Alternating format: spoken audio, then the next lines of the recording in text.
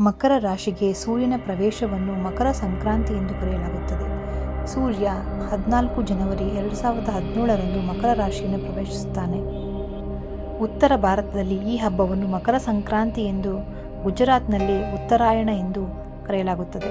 ಮಕರ ಸಂಕ್ರಾಂತಿಯನ್ನು ಪಂಜಾಬ್ನಲ್ಲಿ ಲೋಹ್ರಿ, ಉತ್ತರಾಖಂಡದಲ್ಲಿ ಉತ್ತರಾಯಣಿ, ಗುಜರಾತ್ನಲ್ಲಿ ಉತ್ತರಾಯಣ, ಕೇರಳದಲ್ಲಿ ಪೊಂಗಲ್, ಕವರ್ನಲ್ಲಿ ಕಚಡಿ ಸಂಕ್ರಾಂತಿ ಎಂದು ಆಚರಿಸಲಾಗುತ್ತದೆ. ಮಕರ ಸಂಕ್ರಾಂತಿಯ ಶುಭ ಮುಹೂರ್ತದಲ್ಲಿ ಹರಿದ್ವಾರ, ಕಾಶಿ ಮೊದಲಾದ ಯಾತ್ರಾ ಸ್ಥಳಗಳಲ್ಲಿ ಸ್ನಾನ ಮಾಡುವುದು ವಿಶೇಷ ಮಹತ್ವವನ್ನು ಹೊಂದಿದೆ ಎಂದು ಪರಿಗಣಿಸಲಾಗಿದೆ. ಈ ದಿನ ಸೂರ್ಯ ದೇವರನ್ನು ಪೂಜಿಸಲಾಗುತ್ತದೆ. ಶಾಸ್ತ್ರೀಯ ಸಿದ್ಧಾಂತದ ಪ್ರಕಾರ ಸೂರ್ಯನನ್ನು ಆರಾಧಿಸುವ ಬಿಳಿ ಮತ್ತು ರಕ್ತ ಬಣ್ಣದ ಹೂಗಳು ವಿಶೇಷ ಪ್ರಾಮುಖ್ಯತೆಯನ್ನು ಹೊಂದಿದೆ. ಈ ದಿನ ಸೂರ್ಯನನ್ನು ಪೂಜಿಸುವುದರ ಜೊತೆಗೆ ಸೂರ್ಯನಿಗೆ ಅರ್ಘ್ಯವನ್ನು ಅರ್ಪಿಸಬೇಕು.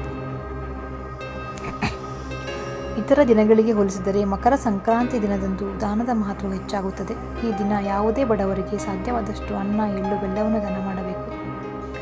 ಎಳ್ಳು ಅಥವಾ ಎಳ್ಳಿನಿಂದ ಮಾಡಿದ ಲಡ್ಡುಗಳನ್ನು ಅಥವಾ ಎಳ್ಳಿನಿಂದ ಮಾಡಿದ ಇತರ ಖಾದ್ಯ ವಸ್ತುಗಳನ್ನು ದಾನ ಮಾಡುವುದು ಮಂಗಳಕರವಾಗಿದೆ. ಧಾರ್ಮಿಕ ಗ್ರಂಥಗಳ ಪ್ರಕಾರ ಯಾವುದೇ ಧಾರ್ಮಿಕ ಕಾರ್ಯವು ಪೂರ್ಣ ನಂಬಿಕೆ ಮತ್ತು ನಂಬಿಕೆಯಿಂದ ಮಾಡಿದಾಗ ಮಾತ್ರ ಫಲ ನೀಡುತ್ತದೆ.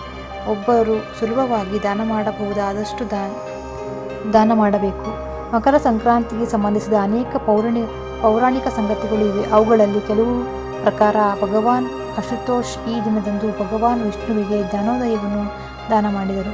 ಇದಲ್ಲದೆ ಈ ದಿನದಿಂದಲೇ ದೇವರ ದಿನಗಣನೆ ಆರಂಭವಾಗುತ್ತದೆ.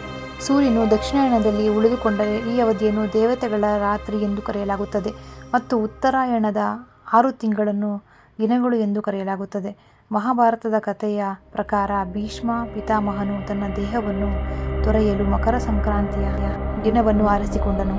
ಇದೇ ದಿನ ಗಂಗಾಜಿ ಭಗೀರಥನನ್ನು ಹಿಂಬಾಲಿಸಿ ಕಪಿಲ ಮುನಿಯ ಆಶ್ರಮವನ್ನು ದಾಟಿ ಸಾಗರವನ್ನು ಪ್ರವೇಶಿಸಿದಳು ಎಂದು ಹೇಳಲಾಗುತ್ತದೆ. ಅದಕ್ಕಾಗಿಯೇ ಈ ದಿನ ಗಂಗಾ ಸ್ನಾನ ಮತ್ತು ತೀರ್ಥಕ್ಷೇತ್ರಗಳಲ್ಲಿ ದಾನ ಮಾಡುವುದು ವಿಶೇಷ ಮಹತ್ವವನ್ನು ಹೊಂದಿದೆ ಎಂದು ಪರಿಗಣಿಸಲಾಗಿದೆ.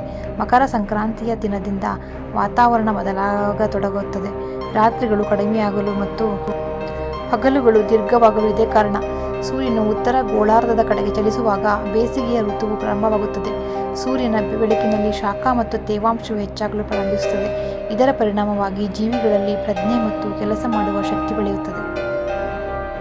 ಮಕರ ಸಂಕ್ರಾಂತಿಯ ದಿನದಂದು ದೇವರುಗಳು ಸಹ ಭೂಮಿಗೆ ಇಳಿಯುತ್ತಾರೆ. ಆತ್ಮವು ಮೋಕ್ಷವನ್ನು ಪಡೆಯುತ್ತದೆ. ಕತ್ತಲೆಯ ವಿನಾಶ ಮತ್ತು ಬೆಳಕಿನ ಆಗಮನವನ್ನು ಈ ದಿನ ಪುಣ್ಯ, ದಾನ, ಪಠಣ ಮತ್ತು ಧಾರ್ಮಿಕ ಆಚರಣೆಗಳು ಅನನ್ಯವಾಗಿದೆ.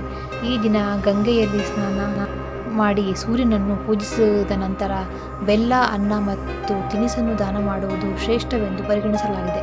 ಮಕರ ಸಂಕ್ರಾಂತಿಯ ದಿನದಂದು ತಿನ್ನುವ ಪದಾರ್ಥಗಳಲ್ಲಿ ಎಳ್ಳನ್ನು ಪೂರ್ಣ ಪ್ರಮಾಣದಲ್ಲಿ ಬಳಸುತ್ತಾರೆ. ಮಾವ ಸಂಕ್ರಾಂತಿಯ ದಿನದಂದು ಎಳ್ಳು ಬೆಲ್ಲದಿಂದ ಮಾಡಿದ ಖಾದ್ಯಗಳ ಸುವಾಸನೆಯು ಪ್ರತಿ ಮನೆಯಿಂದ ಬರುತ್ತದೆ ಎಂದು ಭಾವಿಸಬಹುದು. ಈ ದಿನ ಎಳ್ಳನ್ನು ಸೇವಿಸುವುದರ ಜೊತೆಗೆ ಅದನ್ನು ದಾನ ಮಾಡುವುದು ಶುಭ. ತಿಲಕರು ಎಳ್ಳೆಣ್ಣೆ, ಬೆಳ್ಳು ಬೆರೆಸಿದ ನೀರಿನಿಂದ ಸ್ನಾನ, ಎಳ್ಳು ಬೆರೆಸಿದ ನೀರು ಕುಡಿಯುವುದು, ಎಳ್ಳಿನ ಹವನ ಮಾಡುವುದು, ಎಳ್ಳಿನಿಂದ ಮಾಡಿದ ವಸ್ತುಗಳನ್ನು ಸೇವಿಸುವುದು ಮತ್ತು ದಾನ ಮಾಡುವುದು ಪಾಪಗಳನ್ನು ಕಡಿಮೆ ಮಾಡುತ್ತದೆ.